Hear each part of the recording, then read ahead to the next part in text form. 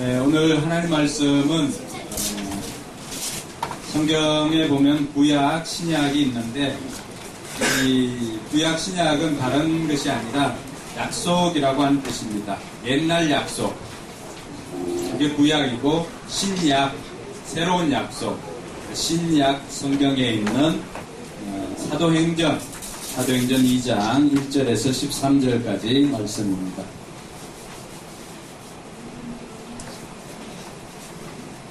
사도행전 2장 1절에서 13절까지 말씀. 우리가 하나님의 말씀 들을 때는 하나님의 말씀으로 받아야 됩니다. 그래서 자리에 일어나서 우리 같이 한번 앞에 나와 있는 모니터를 보면서 같이 읽도록 하겠습니다. 시작. 오순절이 되어서 그들은 모두 한 곳에 모여 있었다. 그때 갑자기 하늘에서 세찬 바람이 부는 듯한 소리가 나더니 거기 앉아있는 좋은 집안을 가득 채웠다. 그리고 불길이 솟아오를 때 혓바닥처럼 갈라지는 것 같은 그들이 그들에게 나타나더니 각 사람 위에 내려앉았다. 그들은 모두 성령으로 충만하게 되어서 성령이 시키시는 대로 각각 방언으로 말하기 시작하였다. 예루살렘에는 경건한 유대 사람이 세계 각국에서 와서 살고 있었다. 그런데 이런 말소리가 나니 많은 사람이 모여와서 각각 자기네 지방 말로 제자들이 말하는 것을 듣고서 어리둥절하였다. 그들은 놀라 신기하게 여기면서 말하였다. 보시오, 말하고 있는 이 사람들은 모두 갈릴리 사람이 아니오. 그런데 우리 모두가 저마다 태어난 지방의 말로 듣고 있으니 어찌된 일이오. 우리는 바데 사람과 메데 사람과 엘람 사람이고 메소포타미아와 유대와 갑바도기아와 본도와 아시아와 부르기아와 밤빌리아와 이집트와 구레네 근처 리비아의 여러 지역에 사는 사람이고 또 나그네로 머물고 있는 로마 사람과 에베소 사람과 유대교에 개종한 사람과 크레타 사람과 아라비아 사람인데 우리는 저들이 하나님의 큰 일들을 오는 우리 각자의 말로 방언으로 말하는 것을 듣고 있어. 사람들은 모두 놀라 어쩔 줄 몰라서 이게 도대체 어찌된 일이요 하면서 서로 말하였다. 그런데 그들은 조롱하면서 그들이 세수를 취하였다고 말하는 사람도 있었다. 아멘. 네, 5사람 정도 손을 잡아주면서 오늘도 하늘 복 많이 받으세요 하고 축복해 주세요. 하늘 복 많이 받으세요. 하늘 복 많이 받으세요. 하늘 복 많이 받으세요. 네, 하늘 복 많이 받으세요. 하늘 복 많이 받으세요.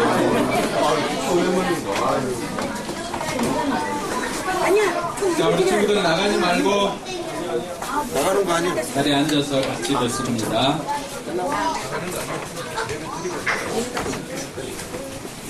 여러분들에게 오늘도 하늘 복 많이 받으시기를 주님의 이름으로 축복합니다. 자, 오늘 우리가 읽었던 이 사도행전이라고 하는 것은 책 이름입니다. 책 이름.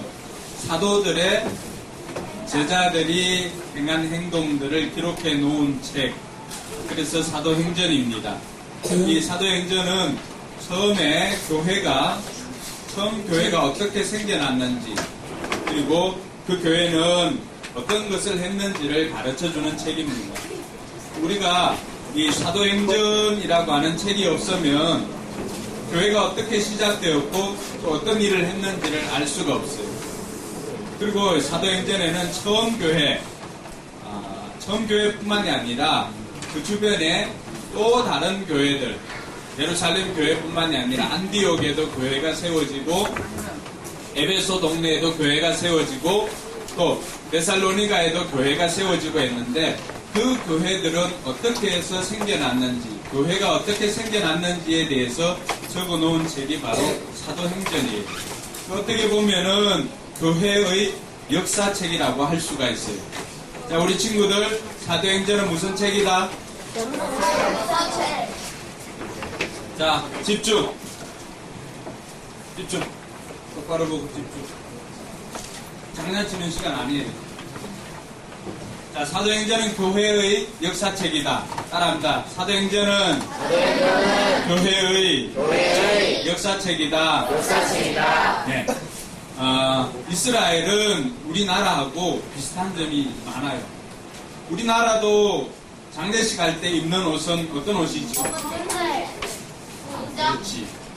실은 뭘로 되어 있을까? 장례식에서 빌려준 게 잘 모르지. 옛날에는 삼배 옷을 많이 입었어요. 삼배 옷.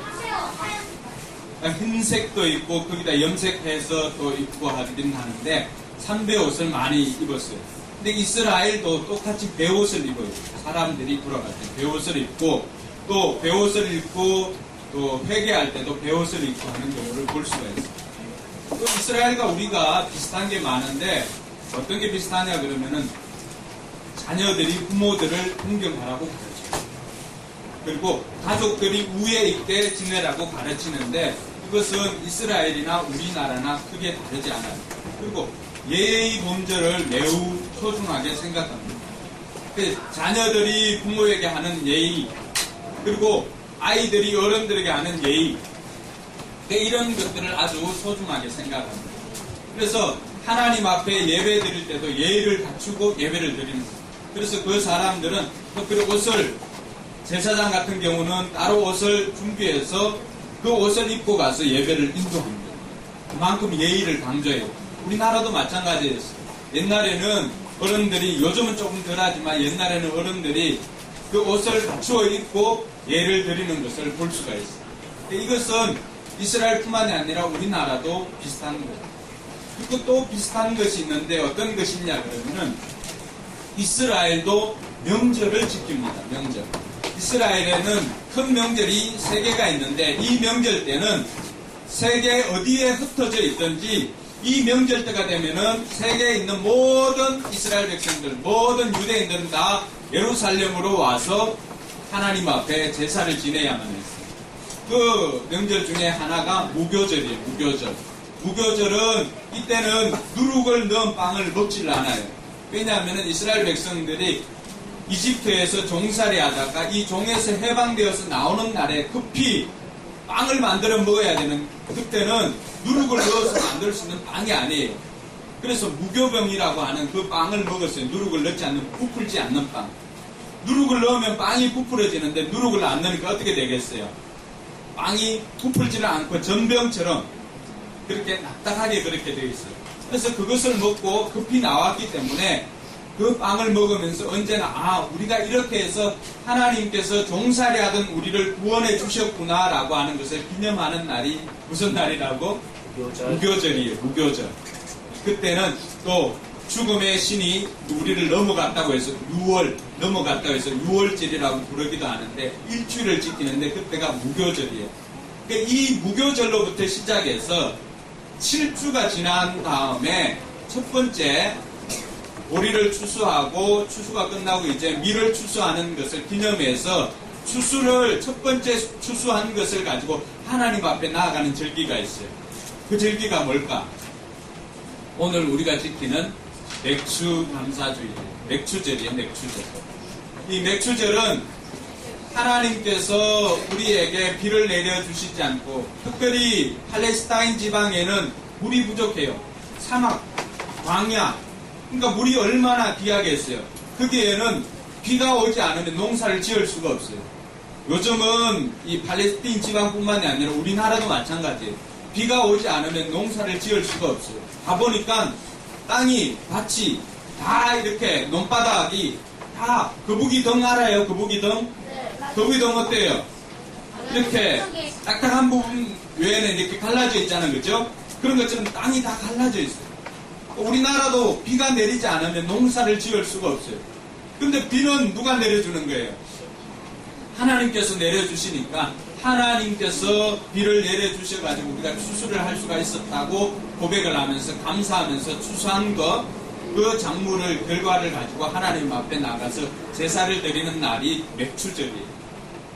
그리고 이 날은 신약에는 구약에는 맥추절이라고 하는데 신약에는 어떤 날이냐 그러면은 무교절에서 일주일에 며칠이죠? 7일이죠. 7주가 지난 7에 얼마예요? 49. 49가 지난 첫째 날, 그러니까 50일째 되는 날이기 때문에 오순절이라고 그렇게 이야기를 해요. 오순절 하면은 며칠? 10일. 순이 10일이에요. 그러니까 오순 같은 며칠? 50일이죠. 50일. 그래서 무교절이 지난 50일 날째 되는 날 하나님 앞에 예배를 드렸는데 이 날이 바로 오순절이에요. 구약에는 추수를 하는 것을 기념해서 맥추절이라고 한다면은 신약에 와서는 이 날이 오순절이라고 50일이 지난 날이라고 해서 오순절이라고 해요. 근데 이 왜 오순절이 중요하냐 그러면은 이 오순절 날에 이 이스라엘 백성들에게 특별한 일이 생깁니다. 그래서 이 오순절이 중요합니다. 또 하나 절기는 수장절이에요. 수장절.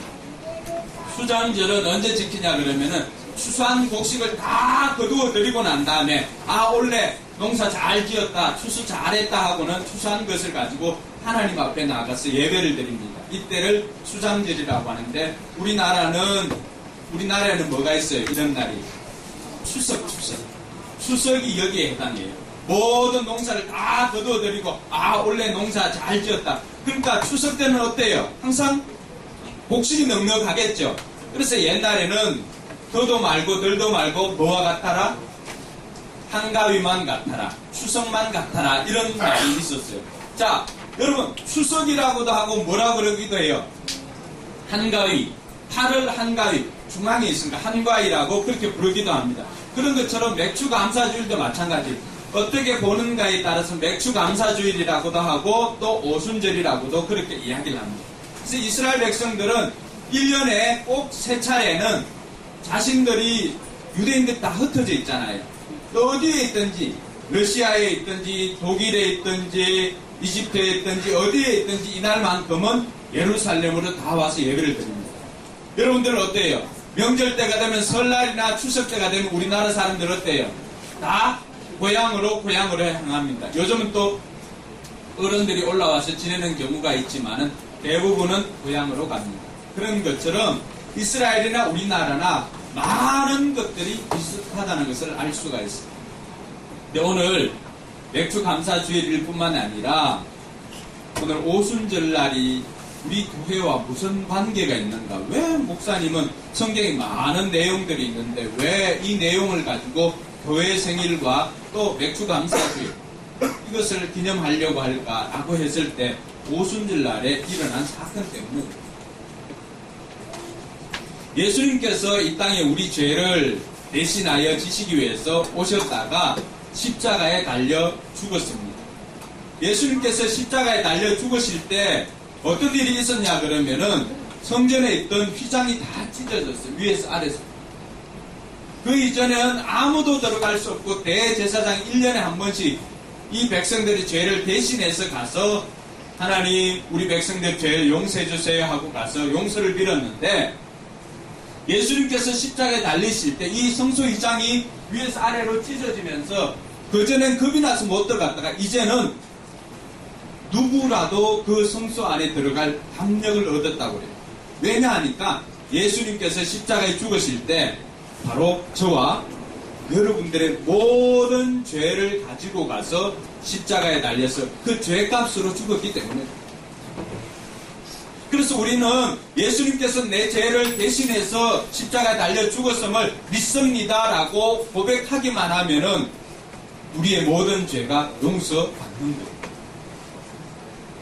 그런데도 불구하고 우리는 매일매일 또 죄를 짓고 살지요.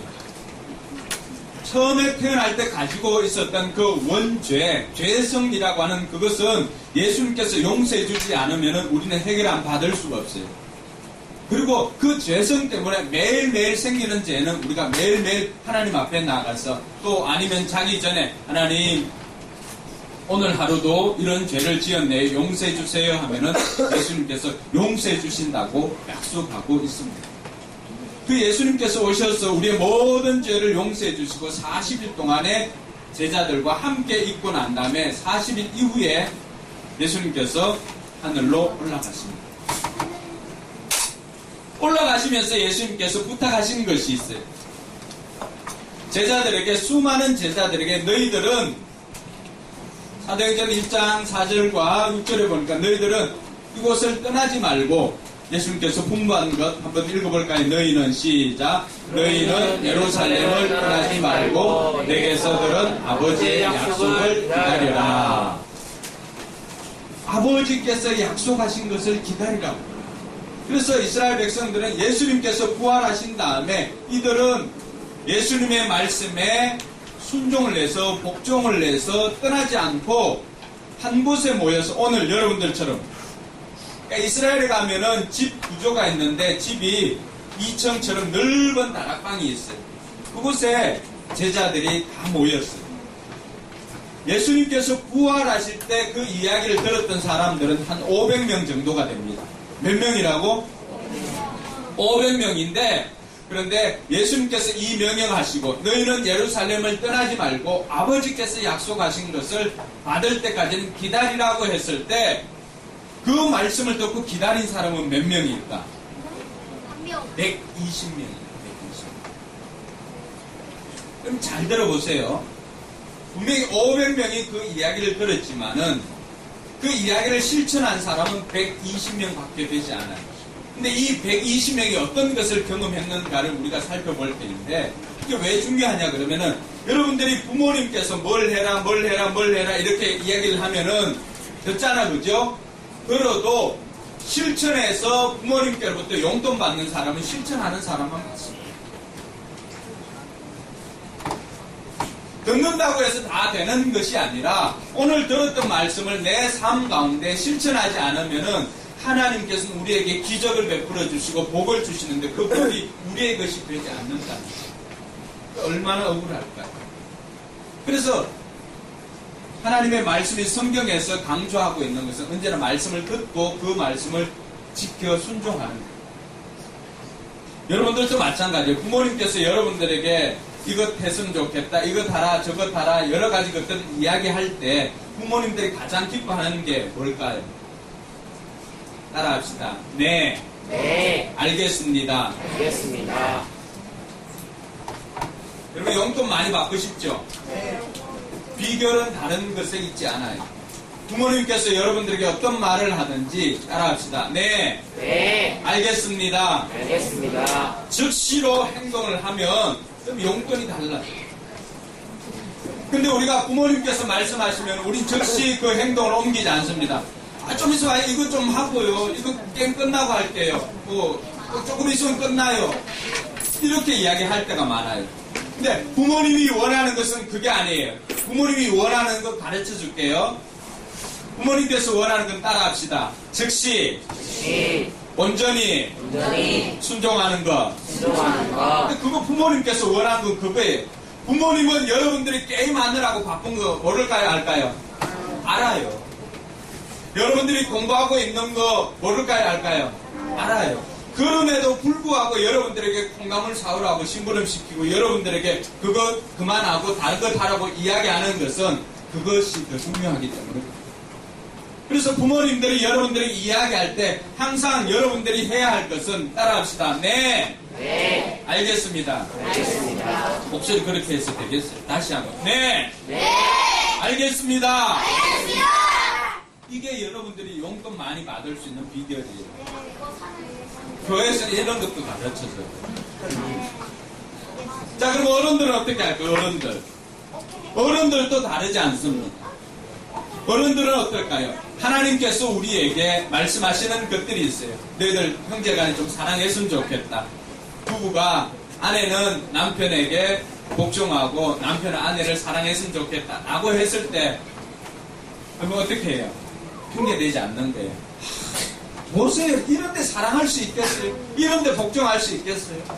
등등의 핑계를 대지 않고 여러분들이 네, 알겠습니다. 순종하면 나머지 것들은 여러분들 자녀들에게 신부름 시킬 때 나머지 것들은 어머니가 아빠가 책임지는 것처럼 나머지는 하나님 다 책임집니다. 전체 다 한번 따라합시다. 핑계로 성공한 사람은 김건모 하나로 족하다. 우리는 많은 핑계를 대요. 이래서 순종을 못해요. 이래서 뭐 사랑을 못해요. 이래서 용서를 못해요. 여러 가지 핑계될 것이 너무 많아요. 그러니까 하나님께서 모를까요? 하나님께서 다 하십니다. 그럼에도 불구하고 우리에게 요구하는 것이 용서해라, 사랑해라, 순종해라, 공경해라, 격려해라 이런 것들이에요.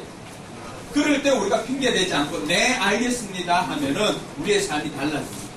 오늘 오순절 날에 마가의 다락방에 모였던 120명이 바로 순종하는 사람들이었어요. 그 120명의 사람들은 500명이 동시에 다 같이 들었어요. 그렇지만은 모여서 약속하신 것을 기다린 사람은 120명밖에 안 된다는 거예요. 언제나 다수가 그 복을 누리는 것이 아니라 소수들이 누립니다. 왜 다수들은 누리지 못할까? 다수들은 듣고는 아 좋은 말이네 하고는 그냥 지나쳐요. 그러나 행동으로 옮기는 사람은 언제나 소수예요. 성경에는 수많은 기적들이 나오지만 이 기적이 나의 기적으로 바뀌어지는 것을 경험한 사람은 소수입니다. 왜 그럴까요? 들을 때는 좋은 말씀이에요. 그런데 그 말씀을 실천하는 사람은 많지는 않습니다. 그런데 놀라운 것은 실천한 사람들은 모두가 다 기적을 경험했다는 거예요. 여러분들 생각할 때 기도가 얼마나 시시합니까? 여러분 힘으로 열심히 하면 되는데 여러분 힘으로 열심히 하는 것보다도 기도하는 것이 어떻게 보면은 너무나 힘이 없는 것 같잖아요. 제가 예수를 믿기 전에 저는 대학 때 아내를 만나서 이제 교회를 다녔는데 제가 예수를 믿기 전에 예수 믿는 사람들 보면서 한 가지 느꼈던 게 그거예요. 야, 쟤들은 왜 저런 메가리가 없다는 말 아세요? 힘이 없게 보이는 게 힘이 없게 보이는 거예요. 뭔 일만 하면 기도할게. 뭔 일만 하면 기도할게. 제 속에 정말 이 열불이 났어요. 아니 기도하지 말고 일 좀 하라고 이게 좀 같이 좀 하자고 하는 게 제 바람이었는데 그때는 제가 그 기도하는 것들을 그렇게 신비롭게 보진 않았어요. 그러니까 보면 늘 예수 믿는 사람들은 딱 열심히 와서 이렇게 하는 것보다도 그냥 기도할게라고 하는 기도하면서 이렇게 하겠다고 하는 이야기를 들었을 때 그때는 탐탁지가 않았어요. 근데 제가 예수 믿고 난 다음에 경험한 것은 기도보다 더 큰 능력은 없다는 거예요. 따라합시다. 내가 일하면 내가 일하는 것이고 내가 기도하면 하나님께서 일하신다. 자, 내가 기도하고 내가 일을 하면은 내가 일을 하는 것이고 내가 기도하면 하나님께서 일하는 거예요. 자, 여러분 아버지들 손 한번 들어보세요. 아버지. 네. 자, 아버지 예. 손 내려주세요. 자, 아들 손 들어봐요. 아들. 네. 손 내려주세요. 자, 여기에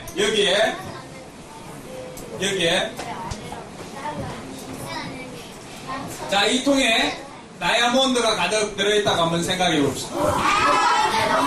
자, 다이아몬드가 가득 들어있다고 생각할 때 아이들이 손을 잡고 이렇게 잡는 것과 아버지가 이렇게 잡아서 주는 것과 어느 게 더 많을까요? 아버지! 저는 어려운 거 묻질 않아요. 어떤 게 더 많아요? 아버지가 잡는 게 더 많죠. 이게 뭐냐 그러면은 내가 일을 하는 것은 내가 잡는 거예요. 우리가 열심히 일주일 동안 일을 하는 것, 또 토요일까지 일을 하고 주일 쉬는 거는 그 6일 동안 내가 일을 하는 것은 아이 손으로 잡는 것과 다르지 않아요. 그러나 우리가 기도할 때 우리가 6일을 일하면서 하나님 앞에 주일날 나와서 기도하고 했을 때 어떤 일이 생기는가? 그때는 내가 일을 하는 것이 아니라 내가 하나님 나라에 가서 하나님을 위해서 기도하고 내가 나를 위해서 기도할 때 그때는 내가 일을 하는 것이 아니라 하나님께서 일을 합니다. 그거는 아버지 손으로 다이아몬드를 잡아서 주는 것과 똑같습니다. 그게 기도의 능력이에요. 그러니까 많은 사람들이 기적을 경험하는 것은 이것을 믿고 시시해 보이는 것 같지만은 그것을 실천하는 사람들만이 복을 받습니다. 그래서 이런 일들이 우리 삶에도 일어나고 성경에도 수많은 사람들이 그 이야기들을 증거하고 있습니다. 오늘 오순절날 모여서 이 사람들이 전혀 기도에 힘쓸 때 있었던 일이 뭐냐 그러면은 그들이 기도하는 중에 하나님께서 약속하신 것이 그들에게 임합니다. 그 약속한 게 뭐냐 그러면은 하나님께서는 예수님께서 이 땅에 있을 때 육신으로 있을 때는 같이 이렇게 있으면은 얼마 못 있잖아요. 그런데 모든 사람과 같이 있는 방법이 하나 있어요. 그런데 예수님께서 보이지 않는 영으로 존재하는 거예요. 신으로 존재하는 거예요. 그래서 예수님께서는 다서는 우리에게 예수님께서 우리가 이 땅에 잘 살 수 있도록 성령을 보내주십니다. 이게 좀 어려우면은 성령이라고 하면 좀 어려우면 옛날에는 성신이라고 그랬어요. 그것을 좀 더 줄이면은 신을 받는 것과 다르지 않아요. 흔히 무당들이 신내림 받았다 그러잖아요. 그럼 자기가 알 수 없는 것들 다른 사람들 미래는 절대 못 맞춥니다. 쏘면 안 돼요. 과거만을 맞춥니다. 귀신같이 안다 그러잖아요. 과거는 알 수가 있어요. 근데 미래는 몰라요. 근데 그들에게 임하는 신들은 다 잡신들이에요. 어느 정도 잡신이냐?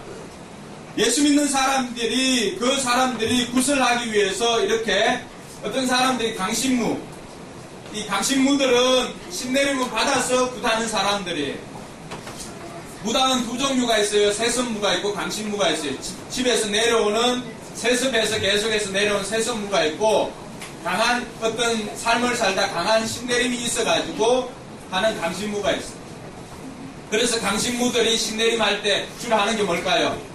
작두 타는 거예요. 작두 타는 거. 어떻게 해서 그렇게 할 수 있는가라고 했을 때 그들의 힘으로 하는 게 아니죠. 신이 내렸기 때문에 그 신의 힘으로 하는 거예요. 그런데 그 신내림의 장소에 예수 믿는 사람이 한 사람만 있어도 그 사람들은 그 작두를 탈 수가 없습니다. 왜 그럴까요? 예수 믿는 사람 안에 그 잡신보다도 엄청 강한 성신, 성령 하나님께서 계시기 때문입니다. 할렐루야. 실제로 진주 진해 해군 사관학교 그 관사에서 있었던 일입니다. 두 부부가 다 해군 장교예요.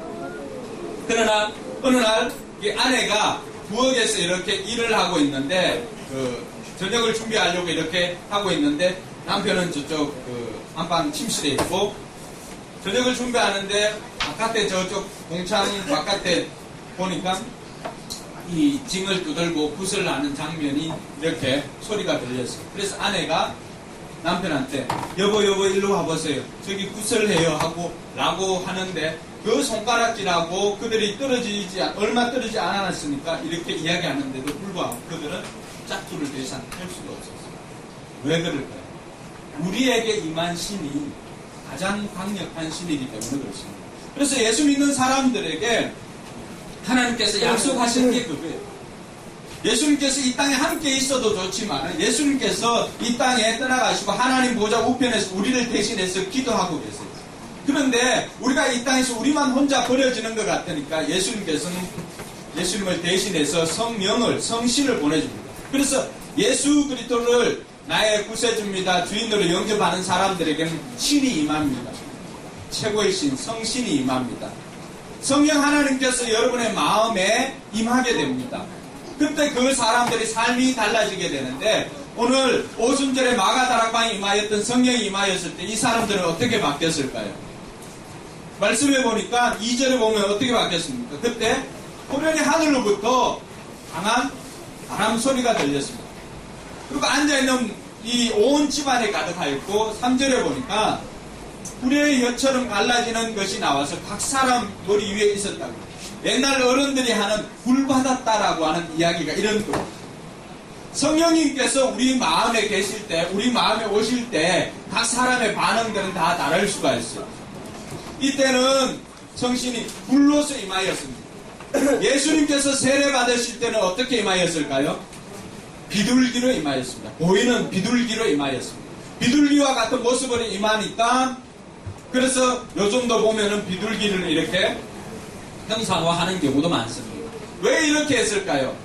처음에는 이렇게 현상적으로 나타나지 않으면 임한 것을 모르기 때문에 처음에는 이렇게 됩니다. 그러나 지금은 어떨까요? 지금은 다 다릅니다. 지금은 뭐 비둘기처럼 이렇게 임하지는 않는다. 어떤 사람은 따뜻하게, 어떤 사람은 편안하게, 어떤 사람은 또 시원한 공기로 임하기도 합니다. 각각의 것들은 다 달라요. 그러나 분명한 것은 예수 믿으면 우리에게도 하나님의 신이 임하게 되는 것입니다. 할렐루야. 자, 그게 왜 중요하냐? 예수 믿고 하나님의 신을 받는 게 왜 중요하냐? 보니까 이 사람들이 4절에 보니까 성신이 임하게 되니까 이 사람들이 달라지는 거예요. 성신이 성령으로 충만하게 되니까 이 사람들은 어떻게 됩니까? 각기 방언으로 말하기 시작했는데 이 방언은 이런 제주도 한 번씩 놀러 가면은 제주도 말을 많이 알아들을 수가 없지요. 제주도 사람들이 제주도 사투리를 하면 뭐예요? 혼자 없어에 뭐 감수감 뭐 이렇게 하면 우리가 잘 못 알아듣습니다. 근데 이 사람들이 그때 보니까 각각의 방언으로 말하기 시작했는데 이때 방언은 그때 당시에 왔던 세계 각처에서 흩어져 있는 유대인들이 오순절이라고 하는 맥추절이라고 하는 명절을 지키기 위해서 왔을 때 그 나라 소리로 다 듣게 됩니다. 또 우리는 이게 임하면 좋겠죠. 영어 때문에 고생하는 사람들 많지요. 그러니까 이들은 그때 성령 충만하게 되니까 외국어 방언을 시작한 거예요. 외국어로. 근데 이들은 외국에 살아본 적도 없어요. 다 어디 사람이냐 그러면은 갈릴리 촌 사람들이에요. 우리 같으면은 강서구 촌 사람들인데 이 발산동 촌 사람들인데 이들이 그때 명절을 세기 위해서 온 사람들 각국에서 다 왔어요. 러시아에서도 오고 독일에서도 오고 또 유럽에서도 오고 저 아프리카에서도 오고 했는데 아프리카 사람들은 아프리카 말로 듣는 거예요. 이 사람들이 해본 적이 없어요. 그런데도 하나님께서 성령이 임하니까 이렇게 되는 거예요.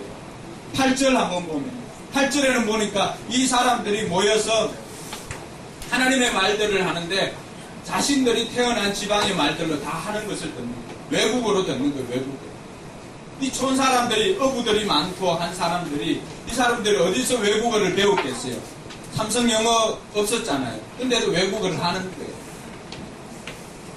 성령 충만하게 되면은 이 일들이 일어납니다. 또한 이들이 또 하나님의 큰 일들을 이야기를 하기 시작했습니다.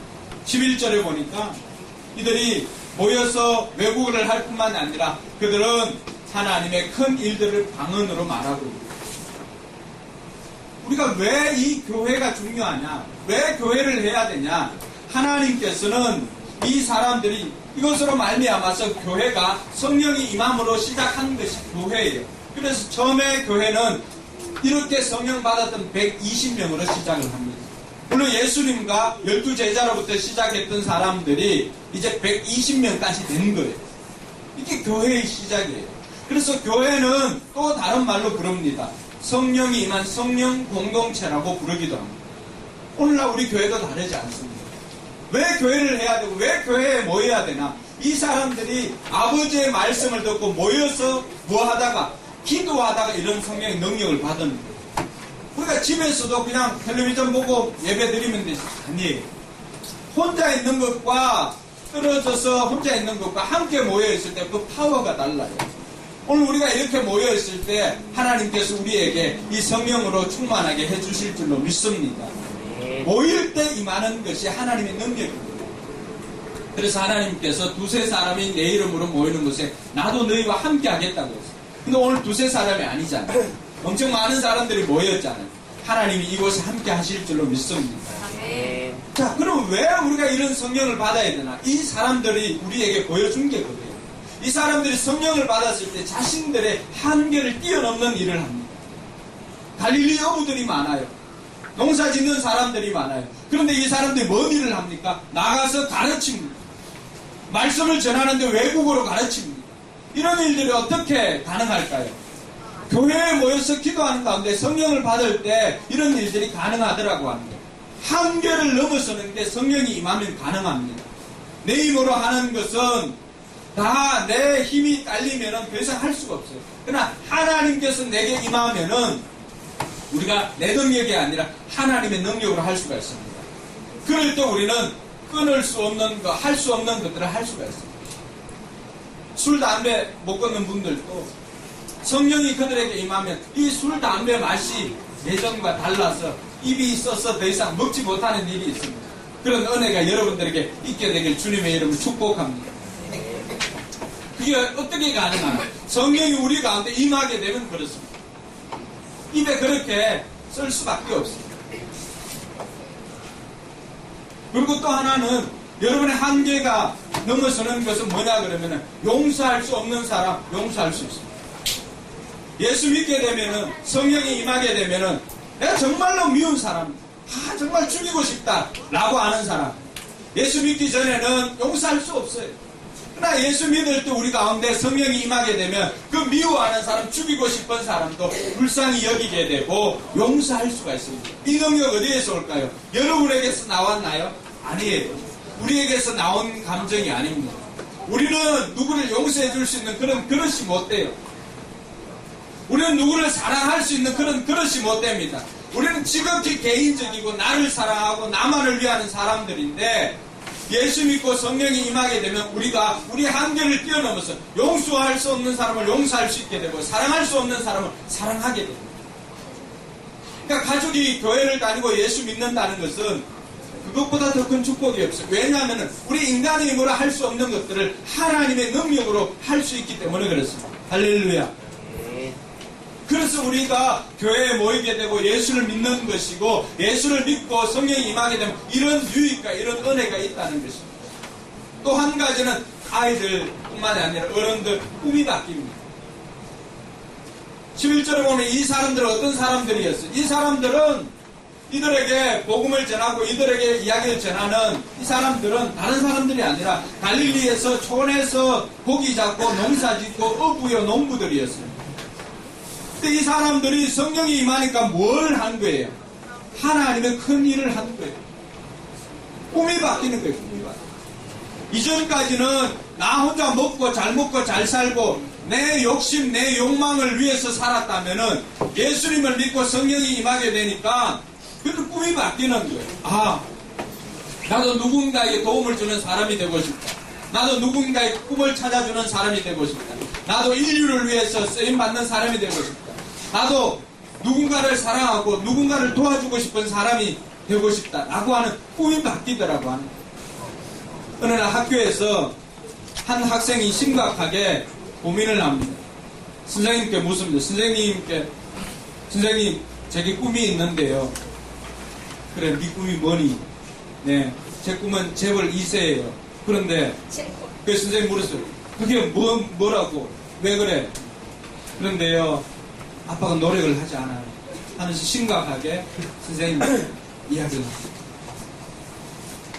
예수 믿고 성령이 임하게 되면은 단순히 아빠가 노력하는 이 재벌 정도의 이 꿈이 아니라 정말로 인류를 위해서, 세계를 위해서 큰 꿈을 가지고 사람들이 바뀌기 시작합니다.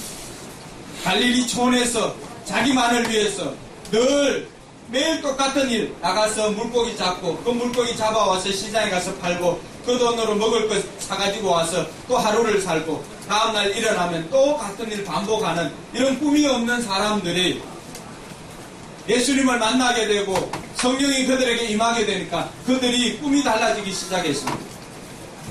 사도행전 1장 8절에 보니까 성령이 너희에게 임하면 너희가 능력을 받고 권능을 받고 예루살렘과 온 유대와 사마리아와 땅끝까지 이르는 내 증인이 되리라고 하는 이 꿈의 사람들로 바뀌게 되었습니다.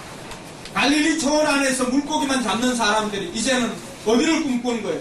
예루살렘뿐만이 아니라 그 주변 유대, 그리고 나아가서는 사마리아, 그리고는 온 세계를 품고 이 사람들이 예수 그리스도의 증인으로 살려고 노력을 하고 있더라고 하는 것입니다.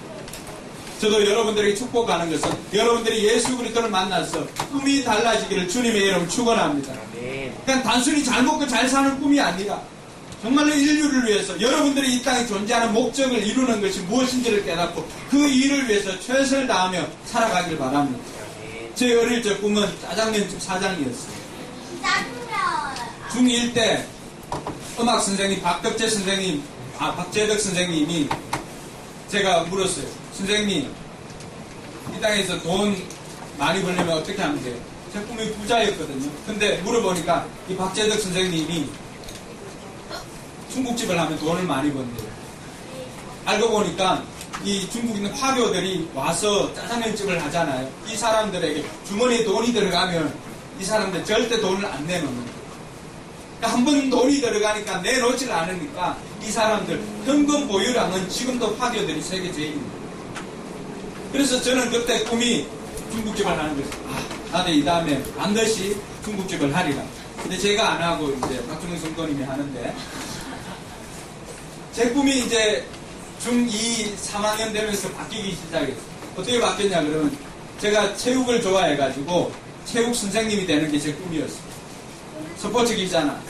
그런데 고등학교 2학년 때 야간 자율학 수업을 이렇게 하다가 그 삼수한 형과 오토바이 타고 나오다가 이 다리가 부러졌어요. 그때 저는 태권도를 할 때였는데 체육 특기생으로 태권도를 할 때였는데 체대를 가려고 하다가 다리가 부러졌어요. 우리 인생에 우리의 꿈을 가지고 이렇게 할 때 나를 위해서 나만을 위해서 이렇게 꿈을 가지고 살아갈 때 때로는 그 꿈대로 되지 않을 때가 많습니다. 그러다가 제가 대학에 들어가가지고 아내를 만났습니다. 아내를 만나고 난 다음에 제가 한 분을 만났는데 아내를 통해서 성경 공부를 하고 그리고는 말씀을 통해서 예수 그리스도를 만나게 됩니다. 그리고는 저 역시도 이들처럼 꿈이 바뀌기 시작했습니다. 바뀌어진 꿈은 부자가 아니었어요. 바뀌어진 꿈은 사람을 세우는 사람, 사람을 살리는 사람, 사람을 키우는 사람이 되고 싶은 게 제 꿈이었어요. 왜 이렇게 바뀌었을까요? 예수님을 만나고 보니까 내가 나를 이 땅에 보내신 목적이 고작 그냥 돈 많은 부자로 나만 잘 살고 우리 가족만 잘 사는 게 그게 나를 이 땅에 보내신 목적인가 생각해 볼 때 너무나 암담하더라고요. 그 일을 위해서 계속해서 밤낮 쳇바퀴처럼 그렇게 사는 거예요. 의미 없이. 돈 버는 기계 아닙니까? 근데 예수님을 만나고부터는 꿈이 다 달라지기 시작했어요. 나도 누군가를 위해서 살아갈 수 있구나. 나도 누군가를 살릴 수 있고 나도 누군가를 세울 수 있겠구나 라고 생각했어요. 그러면서 저는 신학교회를 가게 됐고 목사가 되었는데 꿈이 달라지기 시작합니다. 예수를 믿는 사람, 그 안에 성령을 모신 사람들도 마찬가지예요. 꿈이 달라지는 사람들이에요. 저는 여러분들 꿈도 주 안에서 달라지기를 주님의 이름 축복합니다. 네.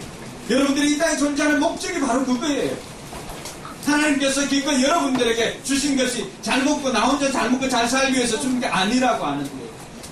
성령님께서 여러분들이 주신 달란트, 은사, 재능을 통해서 많은 사람들 생명 살리는 일을 위해서 여러분들에게 주신 줄로 믿습니다. 그래서 우리에게 성령이 임하게 되면 어떤 일들이 일어날까요? 자, 성령이 여러분들에게 임한다. 여러분들이 예수님을 믿고 성령을 받았다. 그럼 여러분들에게 어떤 일이 생길까요?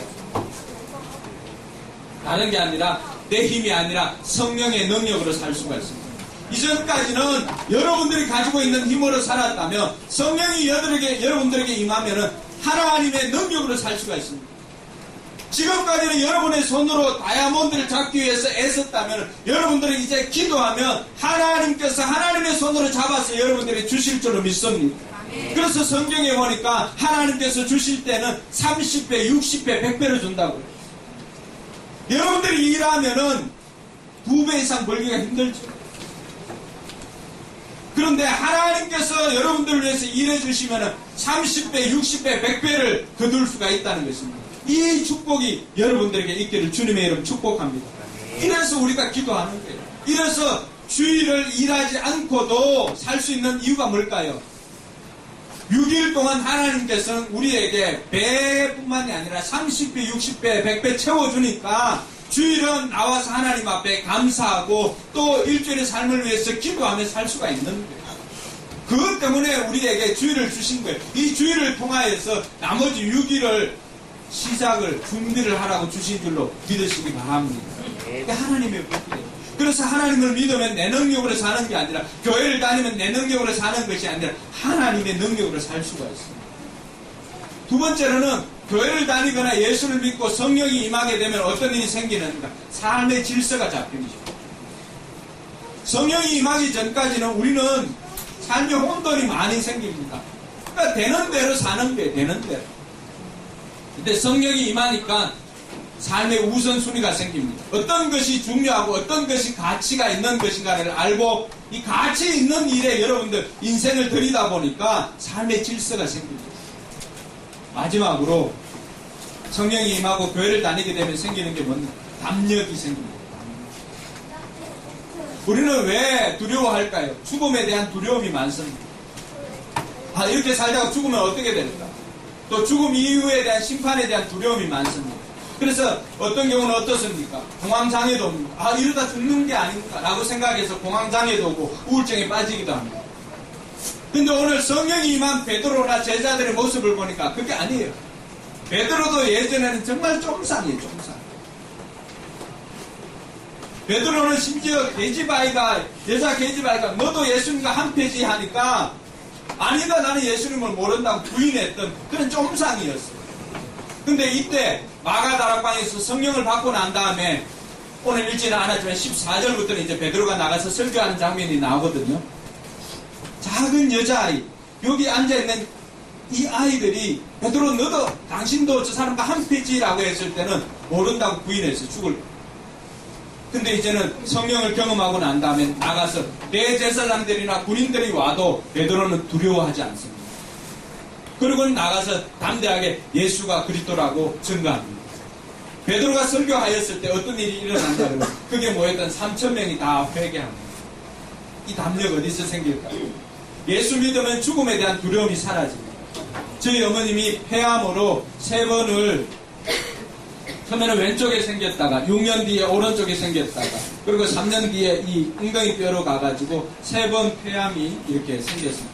1999년도부터 시작해가지고 폐암이 생겼는데 제가 처음에 발병했을 때 굉장히 혼돈이 생겼습니다. 어머님 내가 다른 사람들 해코지 않고 살았는데 왜 내게 이런 일이 생기냐. 그러다 어머님이 예수님을 만나게 됩니다. 그리고는 정말로 하나님께서 은혜를 주셔가지고 아주 초기 때 발견해서 이 위에 절반을 잘라내고 살았습니다. 6년 뒤에 또 생겼습니다. 그리고는 또 잘랐습니다. 전이가 된 게 아니라 새로 생긴 거예요. 그러니까 얼마나 고난의 삶을 살았겠어요. 얼마나 스트레스 받는 일이 많았겠어요. 여자 혼자의 몸으로 살아갔어요.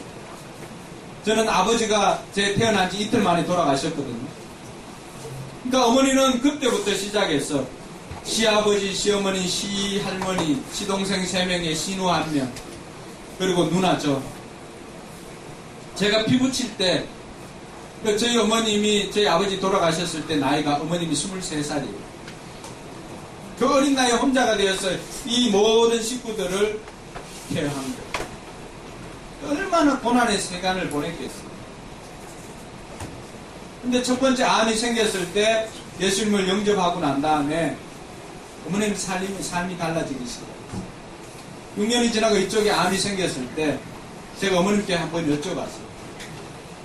어머니 죽음에 대해 두려움이 있습니까? 라고 물으니까 어머님이 당당하게 이야기합니다.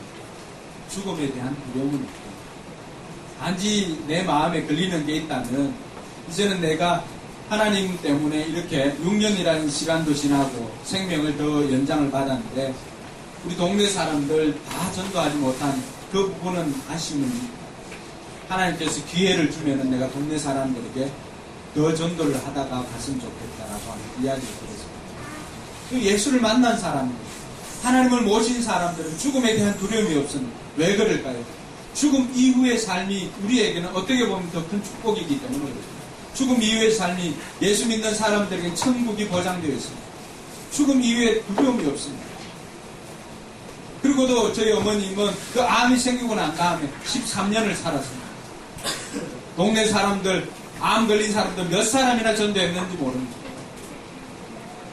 사랑하는 성도 여러분, 오늘 이 자리에 오신 여러분들, 예수 믿는다는 것이 그냥 단순히 주일날, 일요일에 그냥 성경 간다고 성경책 들고 오는 것, 그것이 지나지 않는 게 아니에요. 예수 믿을 때 얼마나 큰 유익이 있는지 모릅니다. 예수 믿을 때 우리의 삶에 있어가지고 이런 담력이 생기죠. 어떻게 살아야 되는지 삶의 질서가 생기니까 늘 똑같은 일이 반복되는 게 아니에요. 의미가 생겨지고 그 의미 있는 일을 할 수가 있습니다. 그리고 여러분 힘이 아니라 하나님의 힘으로 살 수 있는 것이 예수 믿고 성령이 임할 때 우리가 누리는 유익입니다. 이 은혜가 저뿐만이 아니라 여러분 모두에게 있기를 주님의 이름으로 축복합니다.